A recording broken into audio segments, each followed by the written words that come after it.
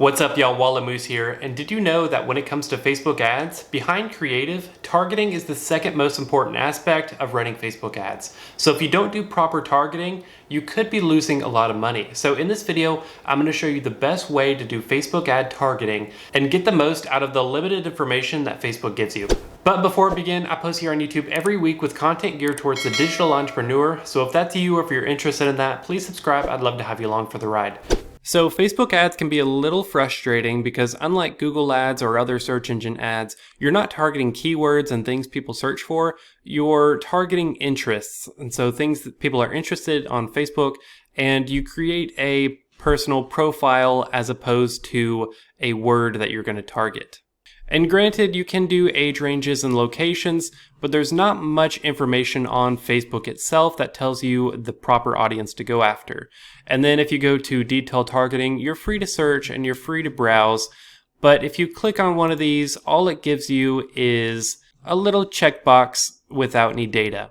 So I'm going to show you a platform that I found, and it is, out of all the ones I've tried, the best Facebook targeting platform to do research to find your proper audience. And that is ad targeting, and it can be found at adtargeting.io. I've also got a link in the description below if you want to sign up. Full disclosure, it is an affiliate link, so I'd really appreciate if you use that link because it helps the channel out, but you're certainly not obligated to use it. And ad targeting actually has features to research Google keywords, Bing keywords, and TikTok interests.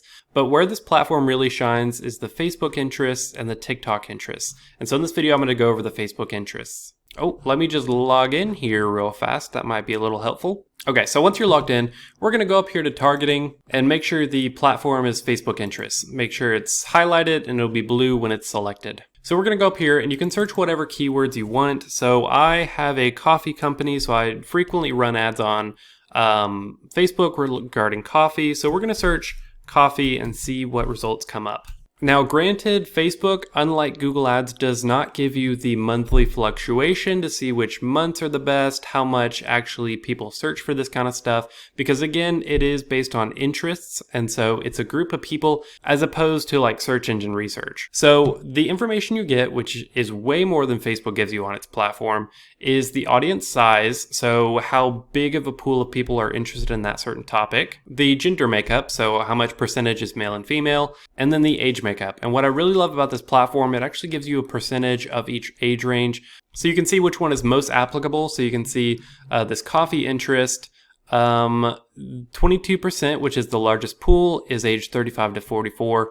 And we can see here that I should be targeting, it looks like age 25 to either 44 or 54, with the least being 18 to 24. And then finally, the best feature in my opinion is adding to a list. So if you have multiple ad campaigns, you can actually add this to a list within ad targeting so you can go back to it in future reference. Just keep it organized and streamline the process for your future ad campaigns. Now let's go into this interest in more detail. So if we hit this little eye icon next to the interest name, it'll pull up more details about it. So we can see the top cities where most people are from. Obviously, New York, Houston, Chicago, the more dense cities are going to have more concentration of these people. But sometimes if there's something very specific, you may find some valuable data within that. So you can do something like geo-targeting.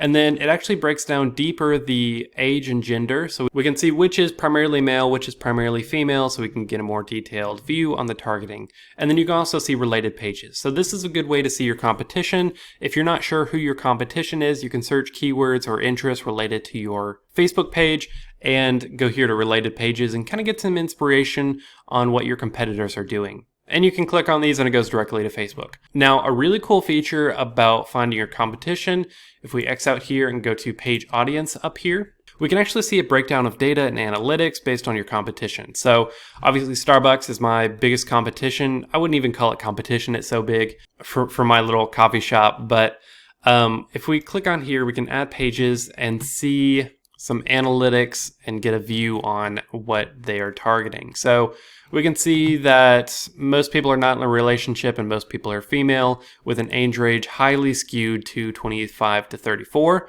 which tells me that if I want to run a very specific ad, I should target females who are not in a relationship between the age of 25 and 34, and who also have a college education, while being in the US. So it gives me a lot of data on who I should target. Now keep in mind with this targeting, There's multiple different goals when you're running Facebook ads, and if you want a really generalized, so let's say you're doing a kind of a funnel system, and the first step of the funnel is awareness for your company, you want a very generalized wide audience. And so that's where these like 180 million, 125 million audiences are going to be good interests. However, if you're deeper in the funnel and you're ready to make that conversion, you're going to want to find interests that are maybe less competitive, less of a pool, so you can find more of a niche audience to really make that conversion. So this is where it's important to really dial in your search and look at some inspiration on these other suggestions and find a more specific audience. That way you're not trying to find like a needle in a haystack, finding that one customer in a pool of 1 million people. So sometimes it's good to go after a lot of people, sometimes it's not. And so this platform really gives you a good range of interest to go after. And again, I hate that Facebook doesn't use keywords or anything like that, but I understand Facebook is more about people than searches. So what are you going to do about it? But if we have to do that, at least we have this platform to help us out with it. So again, there can be found a link in the description below if you want to try it out for yourself. It's only $9 a month, and the money you're going to save with doing proper interest research it's going to be way more than $9. So it'll pay for itself within the first ad campaign, and you should see some pretty good results if you do this right.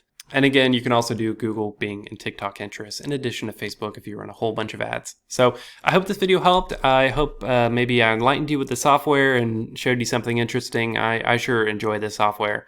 So if you have any questions, please leave them in the comments below. I'd love to answer them for y'all. But that's it for this video. I appreciate you for watching, and I will see you in the next one. Have a great day.